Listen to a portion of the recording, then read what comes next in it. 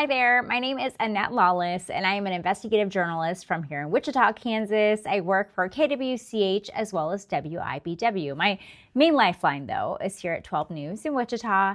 I really enjoy my time, and I am on the Fact Finder Investigative Unit. I've been an investigative journalist for a number of years, but I have yet to produce an actual Fact Finder piece for this team. So it really is a pleasure to put together stories for us. I feel like we have such an honor, such a privilege in our community to share things that are happening, but also stories that can deeply touch you. And I wanted to share a story, sort of the backbone of how a story came to life. I wanted this to be a test of what I would like to be a podcast with our Fact Finder unit, talking about our story creations, a little bit behind the scenes, things that we're hoping to do. I like to call this After the Fact, but I don't know if that's the official name of it. So bear with me as we're sort of testing things out here. But anyway, so I'm a journalist from right here in Wichita. I actually grew up in Wellington, Kansas. So I feel like a lot of my interest in our community, it's pretty big. I love this place and I love telling stories, especially deeper dives. Like I'm really big into going, and whether it's a fun feature or something that we need to dig into, going through court records and all this stuff, I just want to be a person who is that advocate for people in our community that gives them a voice. And most recently, I shared a very important story in regard to domestic violence. So trigger warning here if you are a person who is really moved or you might be rattled a little bit, it may affect you of hearing this type of content, then I just suggest that you wait for another episode. I'm not going to go too deep into any graphic details, but it's a story itself that it can be really hard to hear, but I want to bring this information to light because I want to have a conversation. So recently here in Kansas, I feel like we've had a lot of domestic violence cases that have popped up that are much higher profile. We have a woman who was a love figure in our community. Her name is Rachel Johnson, and she passed away not that long ago as a result of what's believed to be domestic violence. So sad to see that. I've had so many people stop and talk to me about her story, appreciating, of course, us sharing her story on the news because she was reported initially as a missing person, and then later, just a couple of days later, her body was found. So very sad to see that because it's, anybody losing their lives to something like this is huge. But she was so loved, and I never knew her personally, but I know people who know her, friends who are friends with her, and she seemed like such a light. And so to lose that light in our community is a true loss. We've also had a case in Hays, Kansas, where a police sergeant from the city was killed in action. He was on the job, and he was at the scene of a domestic violence dispute of some sort, and he died in that situation. So sad because he's young, certainly valued in his community, and you don't want to see anyone passing in any sort of situation, but domestic violence seems to be a theme with this topic, what we're sensing in our community with stories.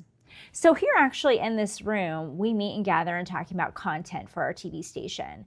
We have our daily reporter meetings, so we have at least a couple of them a day. We also have our investigative meetings where periodically we meet up and talk about stories where we can do these bigger projects.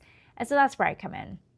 We had a meeting just this past week after these cases had popped up because the police sergeant had died.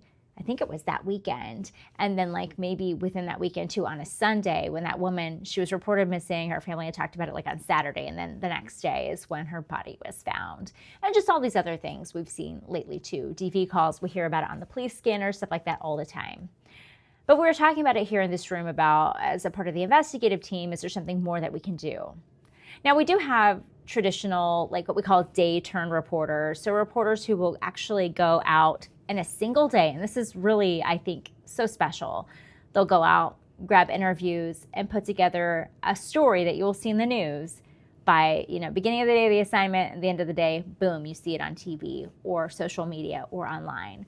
And it's really incredible to see the craftsmanship of those storytellers because that takes a lot of work to crank out a story quickly and to do it as effectively and thoroughly as possible. Sometimes we can't do it all in just one day, and then there are people like me who get to have a little bit more time to foster a story and the elements to it that we think could be even more meaningful. So both those things are needed in a newsroom, and I'm just so honored to be a part of a little bit of both. I get to do a little bit of both, so that's kind of nice. But when this story had popped up about domestic violence and we're talking about ways to tell it, I talked about it here with our managers. I'm like, the only way in my eyes to see this story be effective is to not center everything around statistics. We can talk about them all day.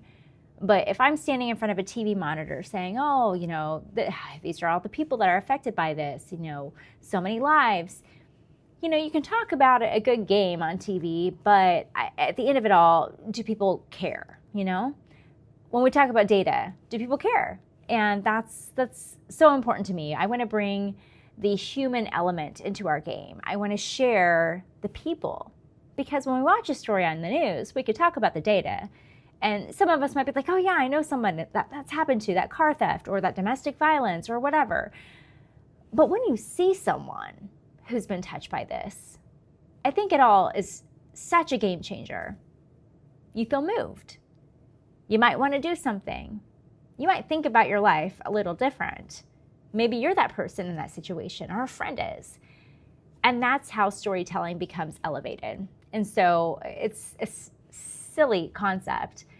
Bring the human element into it. But to me, I'm like, the only way I'm doing this story is if I can bring the human element into it. But I told them, I'm like, I know someone who fits what we need. And so what had happened is that I had met this woman, actually years ago, I had met this woman named Shannon. She's here in our community. She's an advocate for foster youth and foster kids. I do a lot with missing people. I've done it for many, many years in our local TV market. And so I have a passion for those kinds of kids and that life that they live. And a lot of missing kids are foster kids. So I know the organization that she's with, and it's so important. And her work is not understated. It is very valued. But I had seen her at an event this summer, and she pulled me aside and she said something about her sister. And she said, my sister, she died in a domestic violence. She died, situation with her ex and all this stuff. And she said, I would love to tell my sister's story sometime with you. And I'm like, okay. And this happens quite a bit as a journalist. We have people that pitch stuff to us quite often, emails, phone calls, Facebook messages. I get them a lot. I get tagged on things online, and I try to bookmark things in my head, but also on my phone because I get so many messages. It's really hard to navigate, and I apologize if you've ever sent me something and I have not replied to you. I may have mentally replied to you, or if I did reply to you and I haven't got back to you, it's there on my phone, or it's there. Send me another note if you're that person that you're like, I talked to her, but she kind of gave me this whatever. And I feel like for me, I'm pulled in so many different directions. And that's a personal thing I'm navigating. But with the fact finder stuff, when we hone in, we hone in. And so I gave Shannon a call because I was like, I know she would be great for this. And I told it to my bosses about kind of the concept. And they're like, yeah, that sounds good.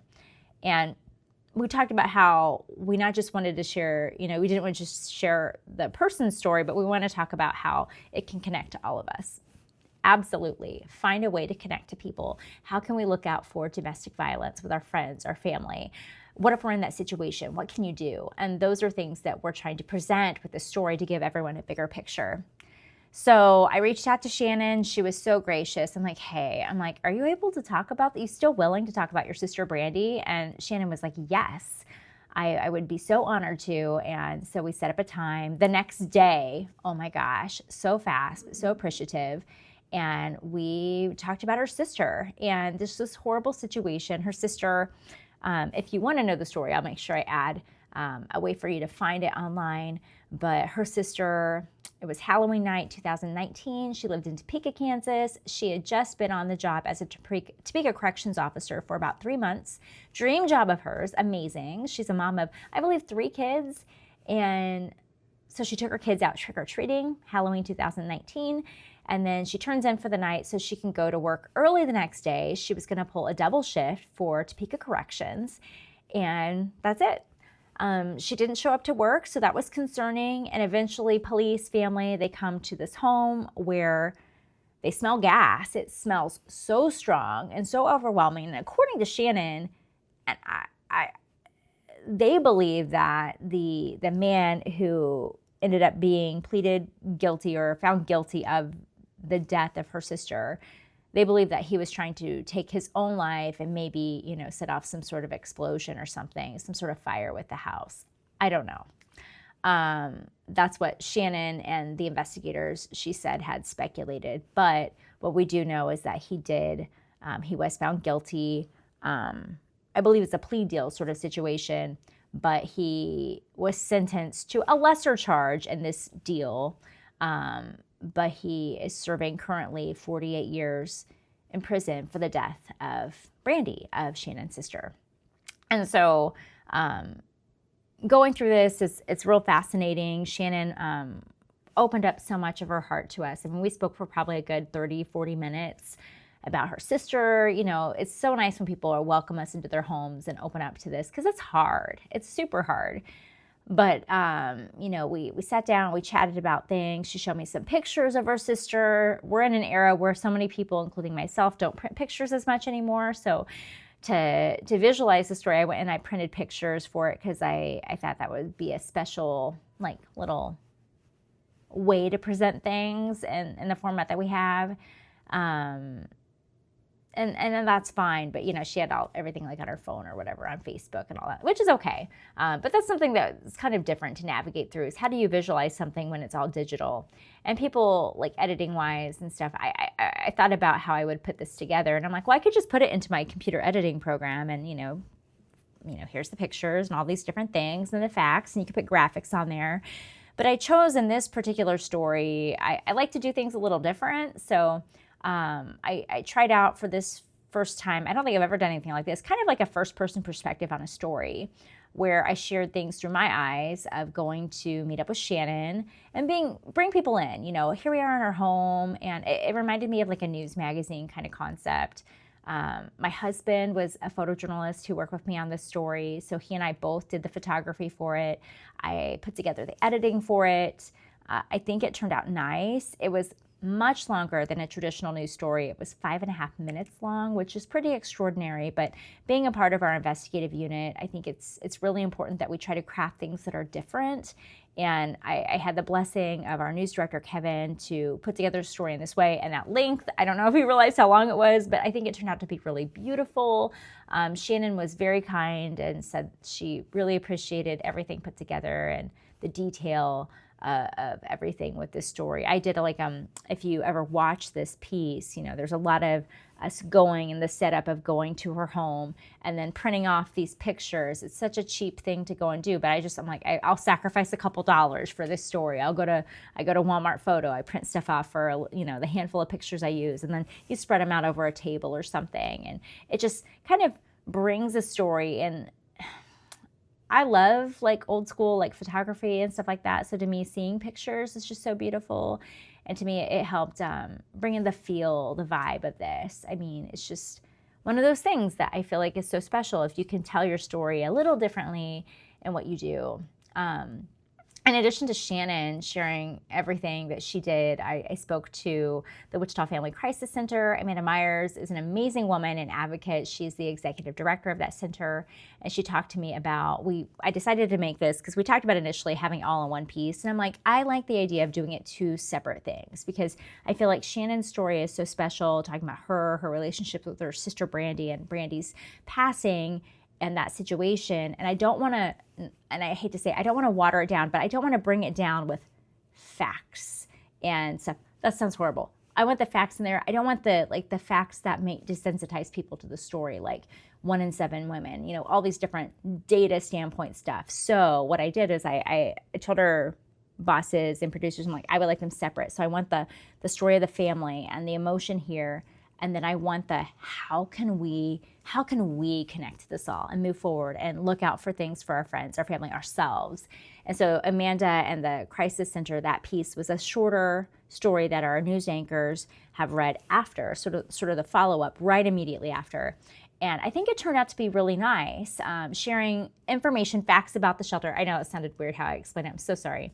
But bringing in that information and talking to Amanda about it, I mean, because she's seen a lot through her time, and she's been such a big voice for people going through this and families, because that crisis center touches, women and young kids, and she's seen so much. And she also felt it too, because they knew so many of the people affected by the tragedies recently in our community. So her perspective was so important, but I didn't want to mix it and be like, and I wanted people to feel the tone of both of those things separately. And so that was sort of my visualization of it. Plus, visually, they're a little different. So just to separate them, but connect them with the fact that this is something happening. And I think that story was so important. I expect, because I did talk to people online, I'm like, do you have a story or a connection to domestic violence? And a number of people responded. So my thoughts are that maybe sometime I'll put together something more, or we can do some sort of program, or maybe we just share the stories online. Like, let's keep talking about it, because silence with domestic violence is a true tragedy, in addition to the real tragedy at hand of what's happening.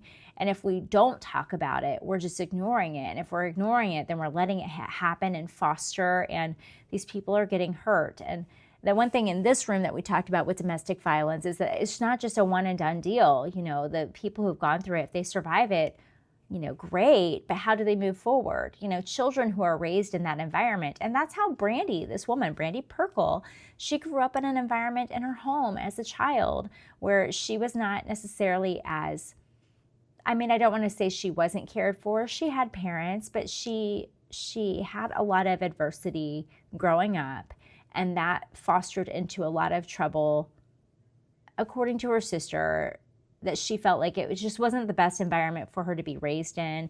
And then she felt that throughout her life. Like Brandy, in Shannon's eyes, had this abuse, or maybe not as fair treatment as a kid. And that was the acceptance of that in her head. Like, I'm not worthy, or I'm not great, or I can't be this and this and this. And then she also was in abusive relationships even before her death. So that to Brandy was so important to share. And, she's, I think, just as hard on her sister as she is herself and everyone in this situation. Could we have done something different or better or whatever? I don't know.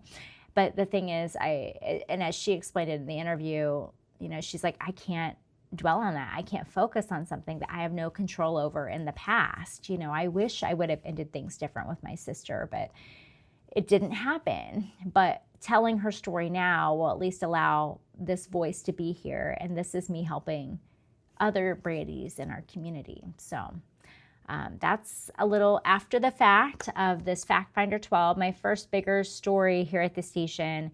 And I'm so grateful my bosses let me tell the story as I saw it. And I think it's such a blessing to have people like Amanda and like Shannon, who are voices for the Brandys in our community, the Rachels in our community, and so many others. So domestic violence is important, and I think it should be talked and shared about. If you're ever in need of help, I highly encourage you to look into resources in the community. There are people who are waiting for your call, and not just in Kansas, but across this country, who are ready to assist you, get you into a safe and healthy environment, help you find stable housing, whatever it is, to give you that freedom, that independence, that sense of safety, and that sense of worth, because you are worthy. And that's the thing that I hope people hear when they see this story and when they think of these stories, is that you really are worthy. And I don't know, we don't always feel it all day, every day, but we should feel it. And if you're not in that safe environment, if you don't feel that, then I hope you find a place where you can feel that. And there are people and organizations who are here to help you get to that place. And I hope that you please, please, please go and seek those places, because they're going to be important to you. And I think to a lot of good things for you in your future. I appreciate you joining me here for this long-winded discussion on a Fact Finder 12 investigation I put forth here at the station. If you have other suggestions for our team, it's a small, mighty team. Me, Dylan Domingue, Mike Schwenke, and we have other great reporters here at the station too, who like to do these kind of projects. But we appreciate your suggestions, and we can't wait to tell more stories, your stories, right here on 12 News.